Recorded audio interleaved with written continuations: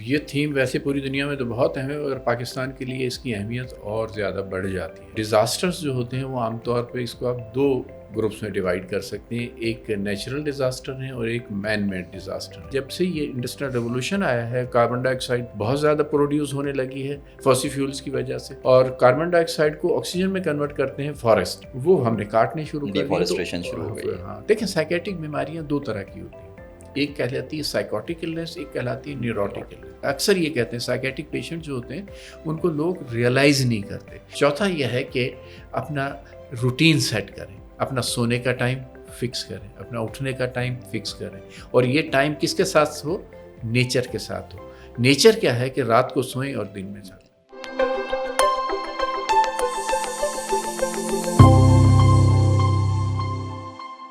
السلام علیکم and welcome to the Genx Brain Decode. ہر سال 10 اکتوبر کو ہم ذہنی صحت کا عالمی دن مناتے ہیں۔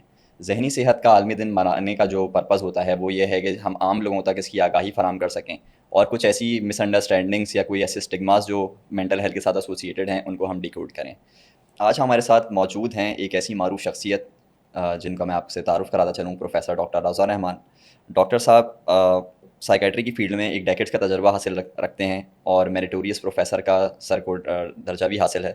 ڈاکٹر رضا کے بارے میں ہم بتاتے چلیں کہ ڈاکٹر رضا جو ہیں وہ ex chairman of psychiatry department in Dow رہ چکے ہیں۔ کرنٹلی ڈاکٹر صاحب ڈین ہیں in faculty of health and sciences in Hamdard university, اور مور دین 100 پبلیکیشنس ڈاکٹر صاحب کے نام کی ہیں۔ ڈاکٹر صاحب نے بیسٹ یونیورسٹی ٹیچر کا ایوارڈ بھی حاصل کیا تھا بیک ان 2014 فرام HEC۔ اور ایک چیز میں آپ کو اور بتاتا چلوں، doctor Raza has also awarded by American psychiatric association for the international fellowship in psychiatry.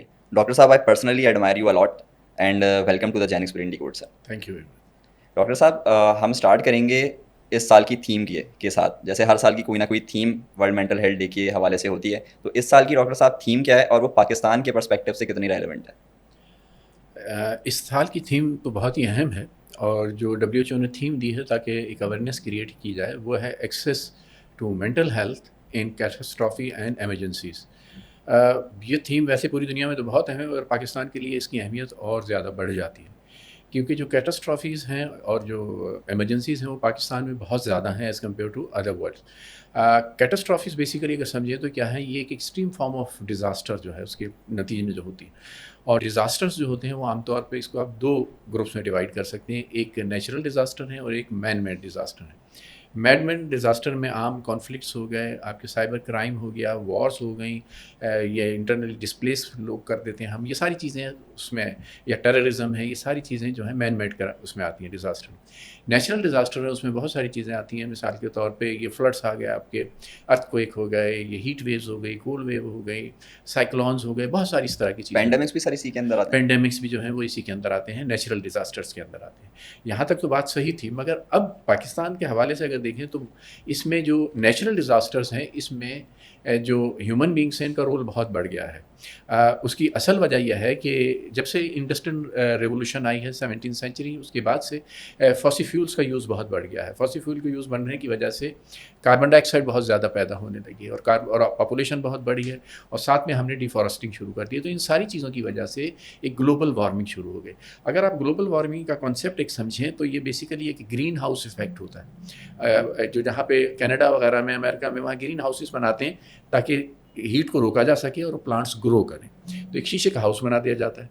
اب پوری دنیا میں بھی اسی طرح کا ایک گرین ہاؤس ہے، وہ پوری جو ایٹماسفیئر ہے اس کے اوپر ایک لیئر ہے جس کے اندر کاربن ڈائی آکسائڈ، نائٹرس آکسائڈ اور میتھین اور اسی طرح کی کچھ گیسز ہیں جو مل کے اس کو بناتی ہیں۔ اس کا پرپز نیچر کا یہ تھا کہ ہیٹ آ تو جائے زمین پہ، رات کو جب ٹھنڈ بہت ہو جاتی ہے تو اس وقت ہیٹ گرم کر کے رکھے تاکہ رہنا پاسبل ہو زمین کے اوپر۔ یہ نیچر نے اس لیے دیا تھا، مگر اب ہو کیا رہا ہے کہ جب سے یہ انڈسٹریل ریولوشن آیا ہے، کاربن ڈائی آکسائڈ بہت زیادہ پروڈیوس ہونے لگی ہے فوسل فیولز کی وجہ سے، اور کاربن ڈائی آکسائڈ کو آکسیجن میں کنورٹ کرتے ہیں فارسٹ، وہ ہم نے کاٹنے شروع کر دیے۔ ہاں، تو اس کا نتیجہ کیا نکلا ہے کہ کاربن ڈائی آکسائڈ بہت بڑھ گئی، تو وہ جو گرین ہاؤس ایفیکٹ کے لیے جو گیسز کی ایک لیئر جو بنتی تھی وہ اتنی سی تھی، وہ بڑھ کے بہت چوڑی ہو گئی۔ جب وہ چوڑی ہو گئی ہے تو وہ جو ہیٹ ویوز واپس جانی چاہیے وہ واپس نہیں جاتی. جب وہ ہیٹ ویو واپس نہیں جاتی تو اس ہیٹ کی وجہ سے بہت سارے ڈراسٹک ایفیکٹس ہوتے ہیں. گلیشیئرس پگھل رہے ہیں, اس کی وجہ سے گلیشیئرس پگھل رہے ہیں. گلیشیئر جب پگھل رہے ہیں اس کی وجہ سے سائیکلون سیلاب آتے ہیں. جب سیلاب آتے ہیں تو اس سے بیماریاں پھیلتی ہیں. تو بیسیکلی ہے نیچرل ڈیزاسٹر, مگر اس میں ہیومن بینگس کا رول بہت زیادہ ہے. اور یہ ڈیزاسٹرز جو ہیں یہ بہت زیادہ تباہی پھیلاتے ہیں. اور دیکھا یہ گیا ہے کہ یہ جو گرین ہاؤس ہے گیسز جو ہیں اس میں پاکستان جو اس سے افیکٹ ہو رہا ہے ان 10 موسٹ ورنریبل کنٹریز میں سے ایک ہے جو کہ اس جس ہیٹ ویو کی وجہ سے یہ کلائمیٹ چینج کی وجہ سے افیکٹ ہو رہا ہے 10 کنٹریز میں سے. اور پاکستان کا کنٹریبیوشن ان گرین ہاؤس گیسز کے اندر جو ہے وہ 0.9% ہے. جسٹ 0.9, جسٹ 0.9, مگر یہ 10 کنٹریز میں. تو اس کا مطلب یہ کہ پاکستان پہ اس کا افیکٹ زیادہ. اچھا اس کی وجہ کیا ہے؟ اس کی وجہ یہ ہے کہ دنیا کے 8 ملک ایسے ہیں جو کہ تھرڈ پول بناتے ہیں. ایک نارتھ پول ہے, ساؤتھ ہے. تھرڈ پول جو ہے وہ کنٹریز ہیں جہاں پہ بہت زیادہ برف یا گلیشیئر ہوتی ہے. تو 8 کنٹریز ہیں جس میں پاکستان ان میں سے ایک ہے. اور پاکستان ان 8 کنٹریز میں سے جب ہائیسٹ نمبر آف گلیشیئر جو ہے وہ پاکستان میں. اس وجہ سے پاکستان میں یہ امپیکٹ جو ہے وہ بہت ہی زیادہ پڑتا ہے. اور اس کی وجہ سے پھر یہ آپ کے جو پچھلے کچھ عرصے سے آپ دیکھ رہے ہیں کہ ہیٹ ویوز بہت آ رہی ہیں, اور کچھ عرصے دیکھ رہے ہیں سیلاب جو ہیں وہ بہت زیادہ بارشیں بہت بارشیں. یہ سارا کا ریزن جو ہے وہ بیسیکلی یہی ہے. ہم نے اس سے پہلے جب ہم اسٹوڈنٹس تھے تو ہم نے چکن گونیا یا دوسرا یہ جو ڈینگی فیور ہے یہ ہم نے نہیں سنا تھا. ہمارے زمانے میں جب ہم اسٹوڈنٹ تھے تو ملیریا وغیرہ ہوتا بہت ریئر تھا, لیکن تو نہ ہونے کے برابر تھا. ایک چھوٹا سا ہم نے پڑھتے تھے ہماری کتابیں جو تھیں اس کے, مگر اب یہ بہت کامن ہو گئے.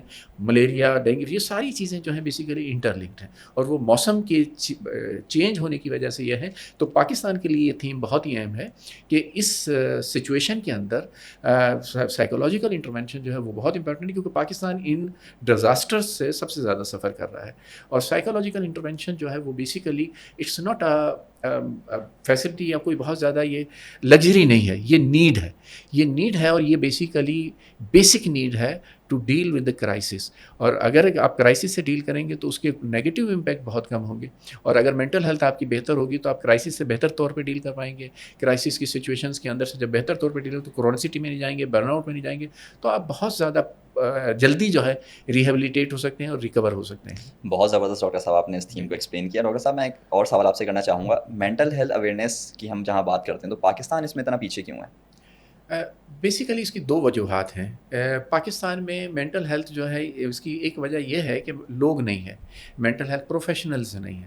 اس وقت پوری دنیا کے اندر جو مینٹل ہیلتھ کے پرابلمس ہیں, اگر پاکستان میں ابھی تک کوئی پراپر ڈیٹا نہیں ہے. فرسٹ ٹائم ایک سروے ہے جس کو میں لیڈ کر رہا ہوں, اور وہ سروے سے پہلی دفعہ ہم ایک اسٹیٹسٹیکل فیگر دے پائیں گے کہ پاکستان میں ایکچوئل سچویشن کا ہے. بٹ میں آپ کو ہمارا وہ پبلیکیشن میں ہے آرٹیکل, بٹ میں بتا دیتا ہوں کہ وہ ہماری کمپیئر ٹو ادر کنٹریز جو مینٹل ہیلتھ پرابلمس ہیں وہ پاکستان میں کمپیریٹیولی زیادہ ہیں, ڈیو ٹو اسٹریسرز ہمارے یہاں زیادہ ہیں, فائنینشیل ریسٹرینس ہمارے یہاں بہت زیادہ ہیں, دوسرے بہت ساری کنڈیشن ہیں جس کی وجہ سے مینٹل پرابلم زیادہ ہے.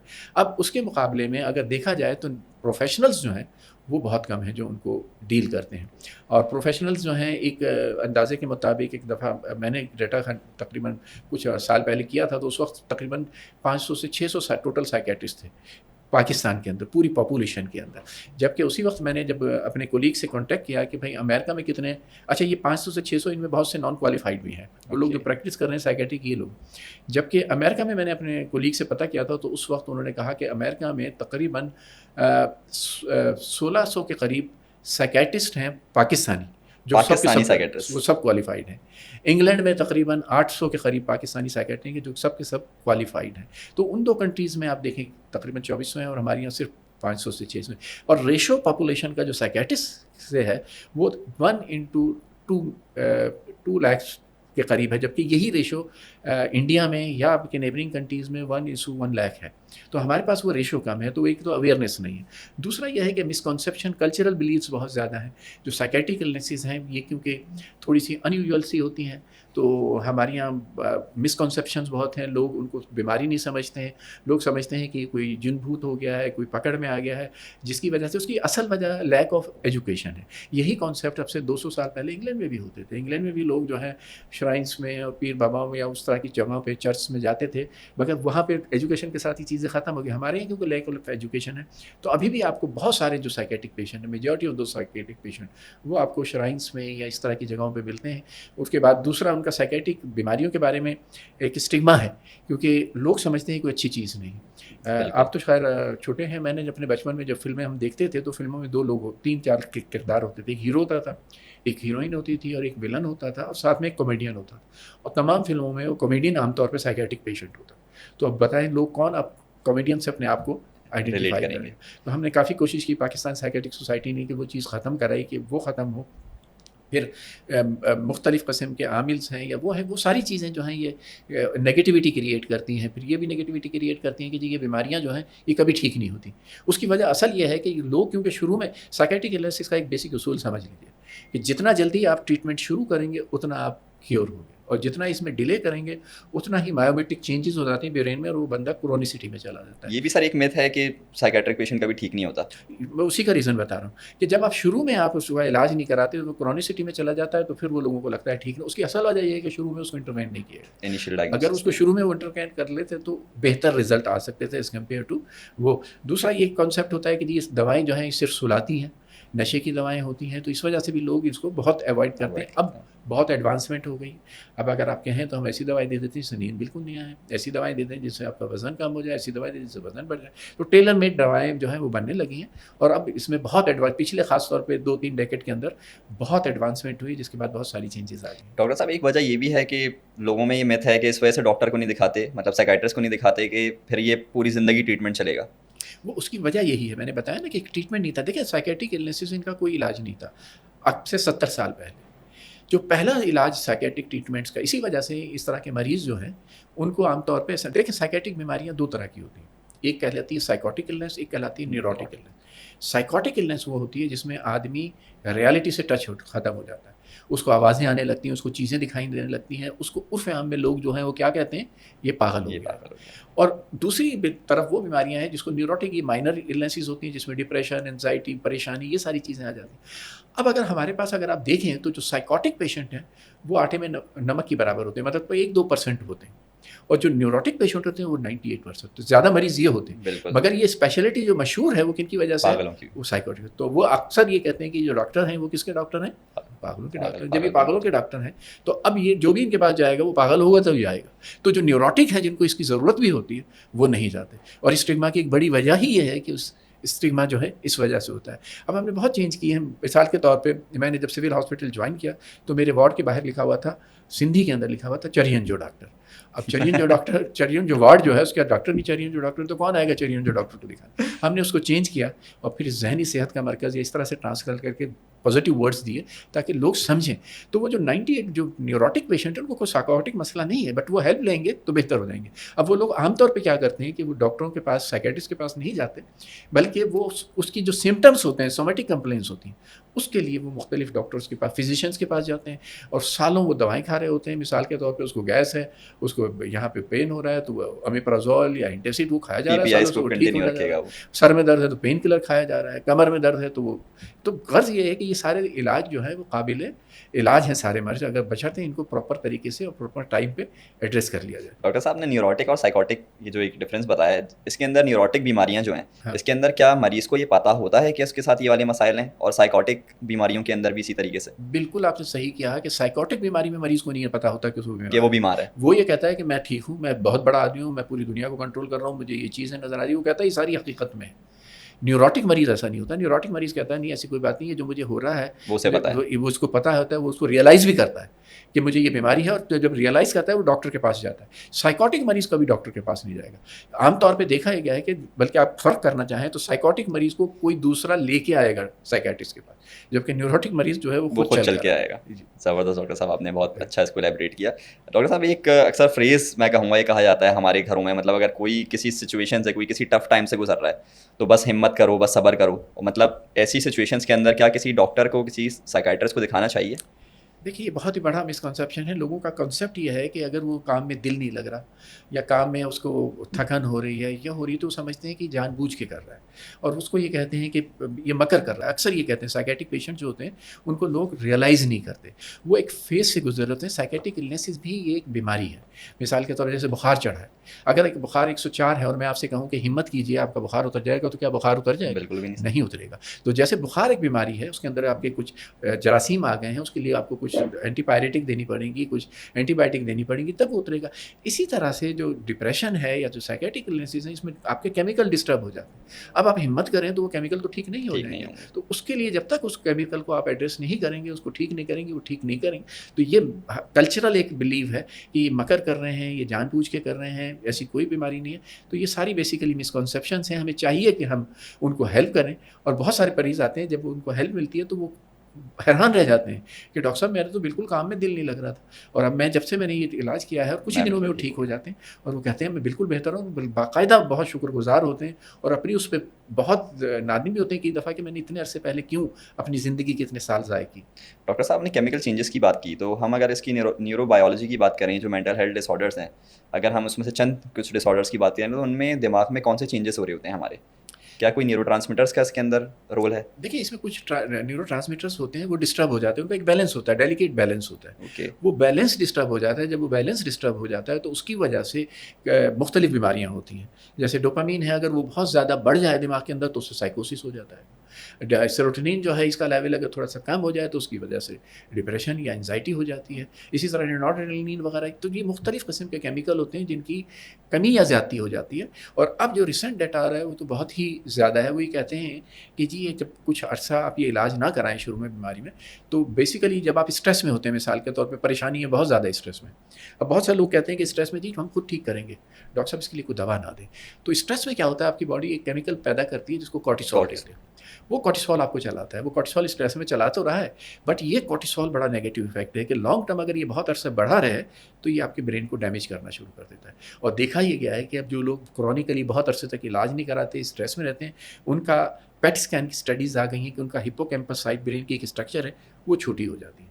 तो वो जब छोटी हो जाती है तो डेफिनेटली एक चीज़ है जो कि अब उसको जब आप दवाएँ देते हैं, और दवाएँ या दूसरी स्ट्रैटेजी, दवाएँ ज़रूरी नहीं है, बहुत सारे साइकेट्रिक इलनेसेस की अच्छी बात ये है कि इनमें बहुत सारे बीमारियाँ ऐसी हैं जो आपका लाइफ़स्टाइल से बहुत गहरा ताल्लुक है। अपना लाइफ़स्टाइल बेहतर कर लीजिए, उससे बहुत हद तक बेहतर हो जाती हैं। तो जब वो लाइफ़स्टाइल बेहतर करें या दवाएँ लें, तो उसकी वजह से वो ऐसे केमिकल पैदा होते हैं, ग्रोथ फैक्टर पैदा होते हैं। क्योंकि जब मैं स्टूडेंट था तो हमने ये पढ़ाया गया था कि ब्रेन फिक्स टिश्यू एक दफ़ा डैमेज हो जाए तो रिपेयर नहीं होता, बट अब रिपेयर हो सकता है। तो वो ग्रोथ फैक्टर्स रिलीज़ होते हैं दवाओं से, वो ग्रोथ फैक्टर रिलीज़ होते हैं लाइफ़स्टाइल बेहतर करने से, और वो ब्रेन में रीजनरेशन करा देते हैं। डॉक्टर साहब, क्या हम ये भी कह सकते हैं कि जो दवाएं हैं ये हमारे दिमाग के जो केमिकल्स हैं इनको बैलेंस रखती हैं?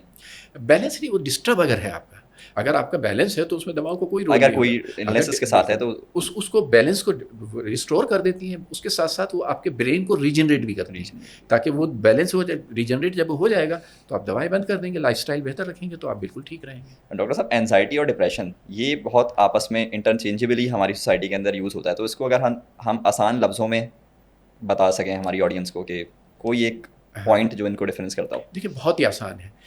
एंजाइटी हमेशा जब थ्रेट की सिचुएशन होती है, जब कोई थ्रेट होता है तो उसमें हमेशा एंजाइटी होगी, और जब आपके पास कभी भी लॉस होगा तो उसके नतीजे में जो होगा वो होगा डिप्रेशन। मैं एग्जांपल दूँ, मिसाल के तौर पे आप यहाँ बैठे हैं और कोई बंदा आ जाए यहाँ पे और वो कहे कि जी आपके पास, उसके पास है और मेरे पास कोई गन है या कोई भी चीज़ है, उसने दिखाई नहीं, उसके कहा है मेरे पास है और आप अपनी बिलोंगिंग्स निकाल दीजिए, तो अब आप जो किस में होंगे, थ्रेट में होंगे, क्योंकि आपको नहीं पता कि उसके पास है भी या नहीं, मगर थ्रेट में होगा, फेयर होगा। इसकी ख़ास निशानी यह है कि जो थ्रेट में है वो एंजाइटी होती है, और एंजाइटी में जितने भी जुमले आते हैं दिमाग में, जितनी भी सोचें आती हैं, वो फ्यूचर रिलेटेड होती हैं। अब क्या होगा, ये कहीं बम तो नहीं फाड़ देगा, मैं यहाँ से बच के भी जाऊँगा कि नहीं जाऊँगा, मैं पता नहीं जिंदा भी, सारे फ्यूचर रिलेटेड होते हैं। तो बेसिक डिफरेंस ये है। अब वो आपसे चीज़ें ले ली उसने और वो चला गया, अब आपके पास क्या हो गया, लॉस हो गया। अब जब आपसे लॉस हो जाती है कोई चीज़ तो अब एंजाइटी ख़त्म हो जाती है, अब डिप्रेशन होता है। अब जितने भी सेंटेंसेस आपके जहन में आएंगे वो पास्ट रिलेटेड होंगे।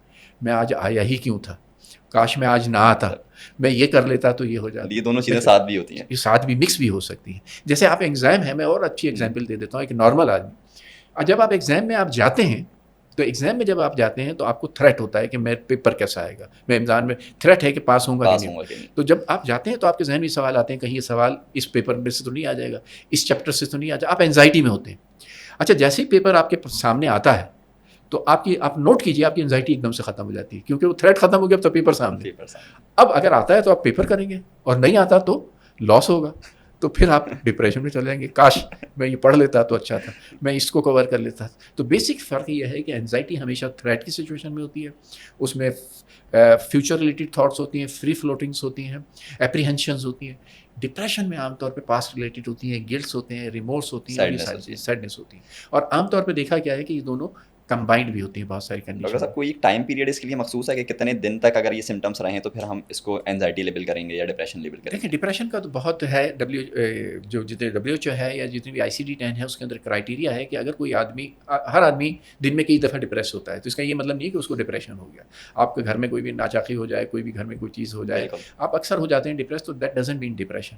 وہ کہتے ہیں اگر کوئی آدمی پرسسٹنٹلی کسی وجہ سے 2 ہفتے سے زیادہ ہے تو پھر اس کو آپ ڈائگنوز کریں گے ڈپریشن, پھر اس میں انٹروین کریں گے. مثال کے طور پہ ایک بچہ فیل ہو جاتا ہے اور فیل ہونے کے بعد اگر وہ ڈپریس نہیں ہونا تو یہ اب نارمل ہے. ڈپریشن ہونا ایک نارمل ہے, بٹ 1-2 ہفتے میں وہ اس میں سے نکل آتا ہے. بٹ کوئی 2 ہفتے بعد, 1 مہینے بعد بھی ڈپریس ہے تو وہ اب نارمل ہے, تو وہاں پہ انٹروینشن کرنی پڑتی ہے.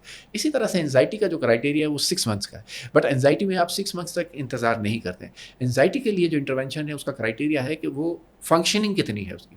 اگر کوئی آدمی ہے وہ انزائٹی میں ہے اور وہ کام نہیں کر پا رہا ہے کوئی بھی, تو آپ فوراً اس کو انٹروین کرتے ہیں تاکہ وہ اس کی فنکشننگ ریسٹور ہو.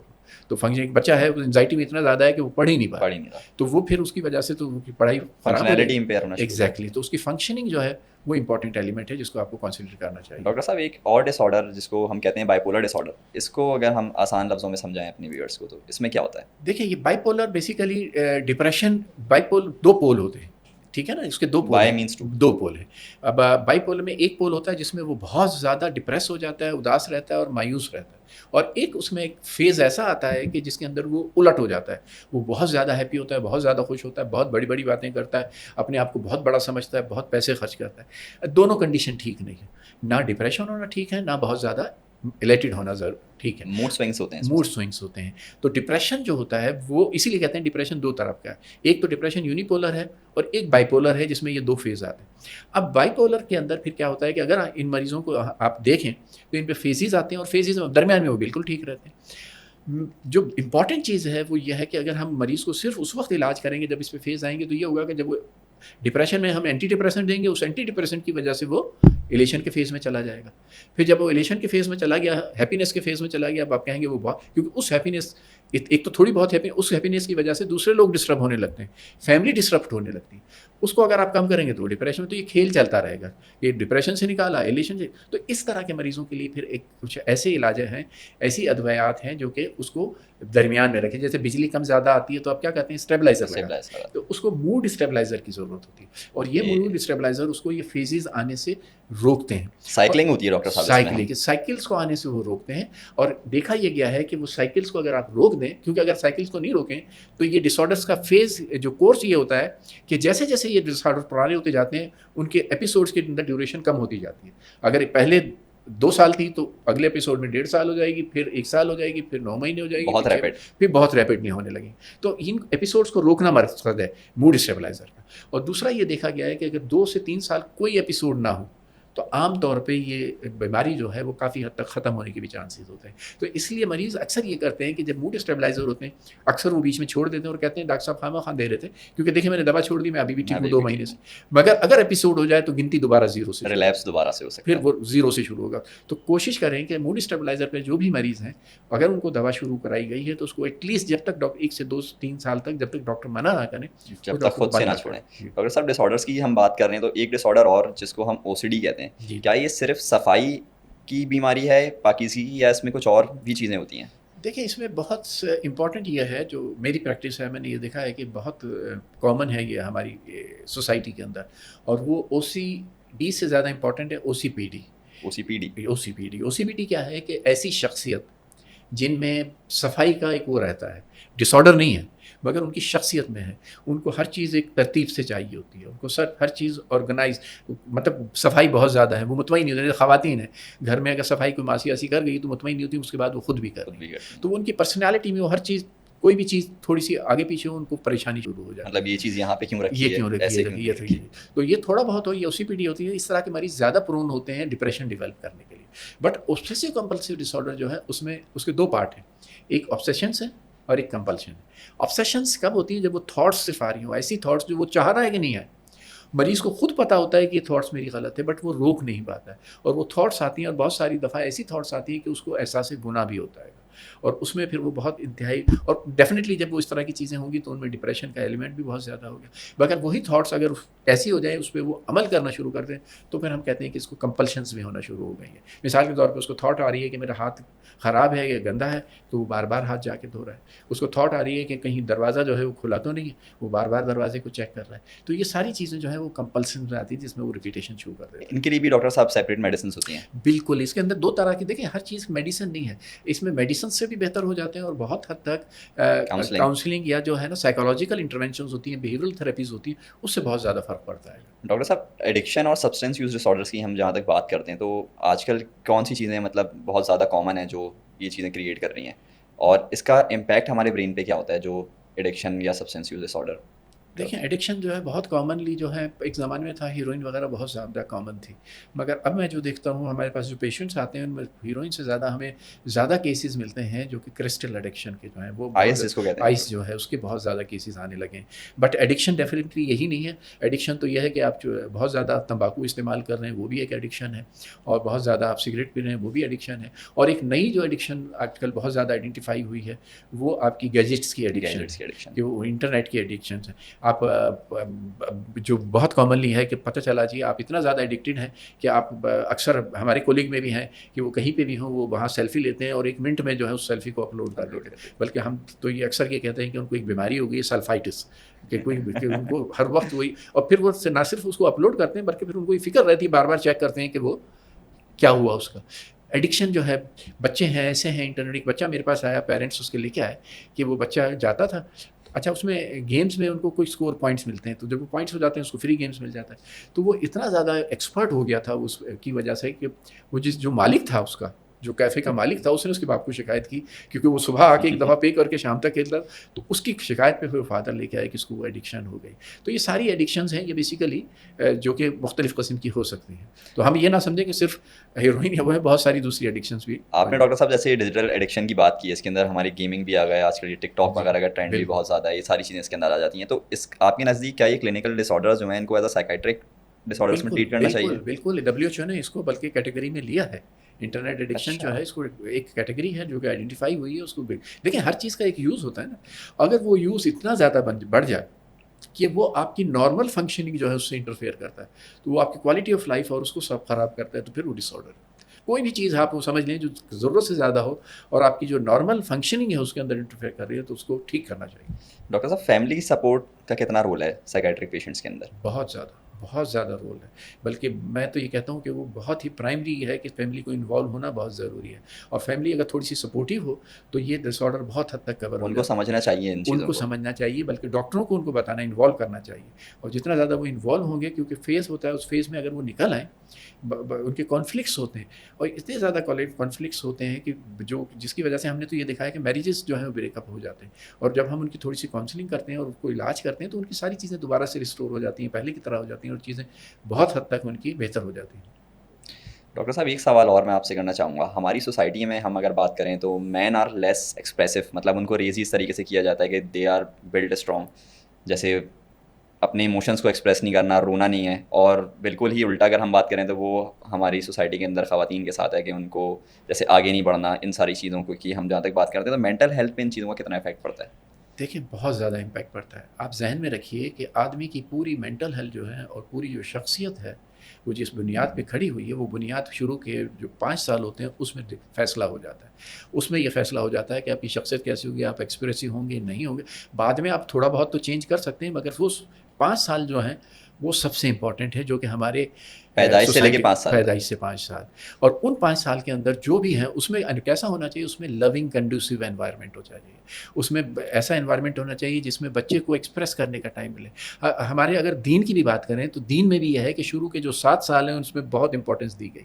اس میں یہ کہا گیا ہے کہ بچے کو ایسا ڈیل کریں کہ جیسے وہ بادشاہ ہے, اس کی ہر چیز کو سنیں اور اس کو لے کے چلیں. تو یہ بہت امپورٹنٹ ہے. تو فرائڈ نے بہت بعد میں کہا ہے کہ ان 5 سال کے اندر پیرنٹس میں جو کانفلکٹس ہوتے ہیں, فیملی میں جو چیزیں ہوتی ہیں, بچوں کے ساتھ جو سلوک ہوتے ہیں, وہ سارے جو بھی چیزیں ہیں وہ نیگیٹو اس کے فار لائف اس کے مائنڈ میں رہتی ہیں, اور اس کے مائنڈ سارے امپیکٹس مل کے بچے کو بالکل اس کی شخصیت کو ڈیولپ کرتے ہیں, اور وہ شخصیت پھر وہ رہتی ہے. تو جو لونگ کنڈیوسیو انوائرمنٹ ہے جس میں وہ کوئریز آتی ہیں اس بچے کو, اور اس کو لگتا ہے کہ اس کی کوئریز پوری ہو رہی ہے, اس کی نیڈس پوری ہو رہی ہیں, تو وہ نیڈس جب پوری ہوتی ہیں تو اس سے وہ ایک اچھا بچہ, کانفیڈنٹ اور ایک نارمل پرسنالٹی ڈیولپ ہوتی ہے. مثال کے طور پہ جیسے بچہ اکثر کہتی ہیں خواتین کہتی ہیں تو بہت چھوٹا سا, اس کو کیا سمجھ نہیں, اس کو سب سمجھ آتا ہے.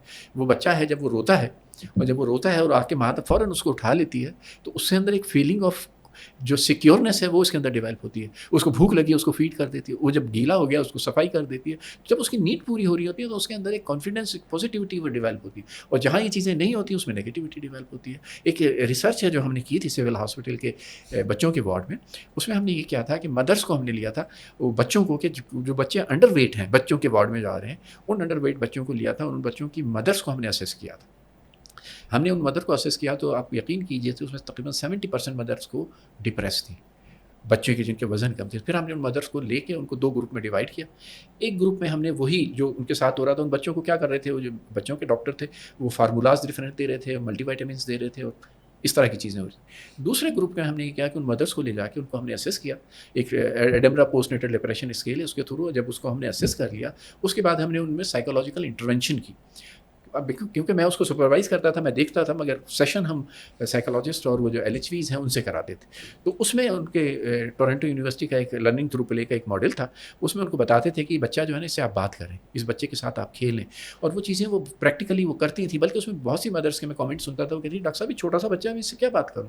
اس کو سمجھاتے تھے نہیں آپ کی بات سمجھتا ہے, آپ اس سے کھیلیں. اور انہوں نے جب وہ کرنا شروع کیا تو آپ یقین کیے 12 ہفتے کی اسٹڈیز تھی, کوئی دوا نہیں دی گئی, اور ان میں سے میجورٹی آف دا فیمیل جو ہیں ان کے ڈپریشنس ٹھیک ہو گئے صرف اس کی وجہ سے. اور ہمارا کرائٹیریا شروع میں کیا تھا, بچوں کا وزن. تو ہم دونوں گروپ میں پھر ہم نے بچوں کا وزن بھی بڑا ہوگا, ڈیفینیٹلی اسٹیٹسٹیکلی ڈفرینس آیا, ان بچوں کا وزن بہت بڑھ گیا اس کے مقابلے میں جو ٹریٹمنٹ ہے جو یوز ہے. زبردست. تو یہ تو ایک پروون ایک وہ ہے کہ جس کو وہ کر سکتے ہیں. تو بچپن کی جو چیزیں ہیں ان کا بہت امپیکٹ ہوتا ہے, اس لیے ہمیں بہت کیئرفلی بچوں کو ڈیل کرنا چاہیے, اور ان کے ساتھ ایک لونگ کنڈیشن. کبھی بھی پیرنٹس کو یہ میں کہوں گا اپنے ڈفرینسز کبھی بچے کے ساتھ سامنے ڈسکس نہ کریں. بچہ جب پیدا ہوتا ہے تو وہ ایک نیچرلی آرکائیو میننگز ہوتے ہیں, وہ ماں اور باپ کو ایک یونٹ سمجھتا ہے, اس کو ماں اور باپ ایک ہی لگتے ہیں. جہاں اس کو لگتا ہے کہ ماں اور باپ میں ڈفرینس ہو رہا ہے اور ان کا ایک دوسرے سے کانفلکٹ ہے, اس کے مائنڈ میں اسپلٹنگ شروع ہو جاتی ہے, اور یہ اسپلٹنگ اس کے فیوچر کے لیے بہت خراب ہے. تو کبھی بھی جو ہے اگر پیرنٹ میں کسی ایک نے کوئی بات کہہ دی ہے تو دوسرا اس کو نگیٹ نہ کرے بچے سے, اس وقت دیکھیے بعد میں بیٹھ کے کر لیں کہ بھائی یہ غلط ہوا ہے, اس کے سامنے ڈفرینس. زبردست, ڈاکٹر صاحب نے بہت اچھا گائڈ کیا اس پہ. اچھا ڈاکٹر صاحب, جو لوگ اسپریچولیٹی کو مینٹین رکھتے ہیں تو کیا یہ دیکھا گیا ہے کہ ان کی ریکوری اور ریزیلینس جو ہے وہ زندگی میں زیادہ بہتر ہوتی ہے؟ دیکھیں بلیف سسٹم بہت امپورٹنٹ ہے. لوکس آف کنٹرول ہوتا ہے, ایک ہوتا ہے لوکس آف کنٹرول ایکسٹرنل, ایک ہوتا ہے انٹرنل. اگر اسپریچولیٹی جو ہے نا وہ ہے, آپ مثال کے طور پہ آپ نمازیں پڑھ رہے ہیں اور آپ بہت سے کام کر رہے ہیں, مگر وہ لوکس آف کنٹرول ایکسٹرنل ہے کہ امتحان آیا تو نماز شروع کر دی, امتحان آیا کوئی مصیبت آ دی خیرات, تو یہ لوکس آف کنٹرول ایکسٹرنل ہے. ایک ہوتا ہے اندر سے بلیو کرتے ہیں, وہ جو لوکس آف کنٹرول انٹرنل ہوتا ہے, ان کے اندر اسپریچولیٹی کا بہت ہی رول ہے. سر ایکسٹرنل وہ ہے جو آپ کے کنٹرول میں نہیں ہے. ایکچولی بالکل وہ آپ کے کنٹرول میں نہیں ہے, اور پھر وہ جو چیزیں ہیں نا وہ وقتی طور پہ ہوتی ہیں, اس پہ آپ کا بلیف سسٹم اتنا اسٹرانگ نہیں ہوتا. جب وہ انٹرنل ہوتی ہے نا, آپ کو لگ رہا ہے انٹرنل کہ جھوٹ بولنا بری بات ہے تو آپ نہیں بولیں گے. آپ کو لگ رہا ہے کہ میں کام کر رہا ہوں تو یہ اس کا امپیکٹ آپ کے اوپر آتا ہے. تو لوکس آف کنٹرول جو ٹرو سینس میں وہ اسپریچولیٹی کو باقاعدہ فالو کرتے ہیں, باقاعدہ بلیو کرتے ہیں کہ اس دین بھی آپ کا بیسیکلی دین کوئی بھی ہو, تمام مذہب جو ہیں اسی چیز پہ دیتے ہیں کہ آپ حقوق العباد جو ہیں, لوگوں کی جو چیزیں ہیں اس کے اوپر آپ بلیو کریں, اس پہ زیادہ توجہ دیں تو آپ بالکل بہتر رہیں گے. وہ ڈاکٹر صاحب ایک آخری آپ سے ایڈوائس, ون گولڈن ایڈوائس جو آپ ویورس کو دینا چاہیں regarding world Mental Health day. دیکھیے ورلڈ مینٹل ہیلتھ ڈے میں ایک جو سب سے امپورٹنٹ ایڈوائس میں لوگوں کو دینا چاہوں گا کہ جو دماغی بیماریاں ہیں یہ کیوریبل ہے, اور ان کی کیوریٹی کے لیے یہ ہے کہ آپ ان میں جتنا جلدی علاج کے لیے جائیں گے، جتنا جلدی علاج کرائیں گے، اتنے اس کے بہتر ہونے کے چانسز زیادہ ہوتے ہیں. کیونکہ میں نے آپ کو بتایا کہ عام طور پہ ریسرچ یہ ہے کہ جب بیماری بہت بڑھ جائے، ڈیوریشن بہت بڑھ جائے، تو اس کی کیور نہیں ہوتی، کیونکہ برین کے اندر مایومیٹرک چینجز ہو جاتی ہیں. تو جتنا جلدی ٹریٹ کرائیں. میں آپ کو اپنی ایک ریسرچ بتا دوں. ایک ریسرچ ہم نے کی تھی کہ ہم نے یہ دیکھا کہ ہمارے پاس کتنے دنوں بعد پیشنٹ پہنچتا ہے. تو جو موسٹ امپورٹنٹ ٹائم ہوتا ہے کہ 2 سال میں پہنچ جائے تو اس کی کیور ہو جاتی ہے. بٹ پاکستان میں عام طور پہ سائیکیٹرسٹ کے پاس پیشنٹ جو پہنچتا ہے وہ کم سے کم 3 سال کے بعد پہنچتا ہے. وہ آلریڈی بہت سارے لوگوں سے اس سے گزرتا پہلے ہوا وہ پہنچتا ہے. بہت سارے پیر فقیر، بہت ساری چیزیں، حکیم، وہاں سے ہو کے پھر وہ پہنچتا ہے. تو میرا میسج یہ ہے فیملی فزیشنس کے پاس بھی ایگزیکٹلی ان کو بھی چاہیے کہ ان کو جلدی ریفر کریں تاکہ ان کی کیئر جو ہے وہ بہتر ہو. اور دوسرا بہت امپورٹنٹ یہ ہے کہ اگر آپ یہ چاہتے ہیں کہ آپ سائیکیٹرک النیسز سے بچیں تو بالکل اس کے بچاؤ بھی ممکن ہے. اس کی ویکسین بھی موجود ہے.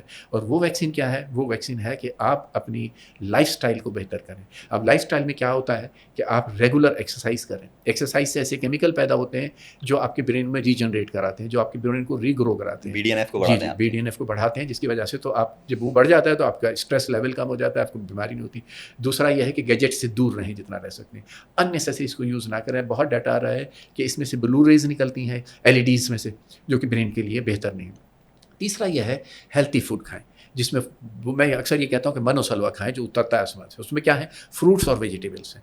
پروسیس فوڈ سے بچیں جتنا زیادہ بچ سکتے ہیں. پروسیس فوڈ، پروسیس چیزیں، نیچرل چیزیں جو ہیں وہ زیادہ سے زیادہ کنزپٹ کریں اپنی لائف کے اندر. اور چوتھا یہ ہے کہ اپنا روٹین سیٹ کریں. اپنا سونے کا ٹائم فکس کریں، اپنا اٹھنے کا ٹائم فکس کریں. اور یہ ٹائم کس کے ساتھ ہو؟ نیچر کے ساتھ ہو. نیچر کیا ہے کہ رات کو سوئیں اور دن میں جاگیں. اٹھنے کا جو بیسٹ ٹائم ہے نیچر میں وہ کیا ہے؟ وہ اللہ تعالیٰ نے بتایا. اور اس کی بہت ساری آپ کے سامنے ہے کہ دنیا کے جتنے جانور ہیں، چرندے، پرندے، درندے، کب اٹھتے ہیں؟ جب سورج نکلتا ہے. تو سورج کے ساتھ اٹھیں، اس کے ساتھ اپنی لائف کو الائن کریں اور رات کو جلدی سوئیں. اور ایک رول آف 1/3 ہے، یہ میں اکثر اس کا کرتا ہوں کہ اپنی زندگی کو 3 حصوں میں ڈیوائڈ کریں. ایک حصہ آرام کریں، سوئیں، آرام کریں، جو بھی ہے. ایک حصہ کام کریں اور ایک حصہ اپنے انجوائے کریں. اب اگر اس کو 24 گھنٹے میں ڈیوائڈ کریں تو 8 گھنٹے آرام کریں، 8 گھنٹے کام کریں لگیں اور 8 گھنٹے انجوائے کریں. اگر یہ رول آف 1/3 آپ فالو کریں گے تو آپ یقین رکھیں کہ آپ سائیکیٹرک بیماریوں سے بہت دور رہیں گے. Thank you so much professor doctor Raza Rahman صاحب. ہمیشہ آپ کے ساتھ بہت ساری نئی چیزیں سیکھنے کو ملتی ہیں. It's always a wonderful experience of learning with you. اور thank you so much sir for sparing the time to discuss about World Mental Health Day. اور ہمارے ویورس، اگر آپ کو انفارمیشن اچھی لگی ہو تو اپنے سرکل میں ضرور شیئر کریں، اپنی فیملی سے، اپنے فرینڈس سے.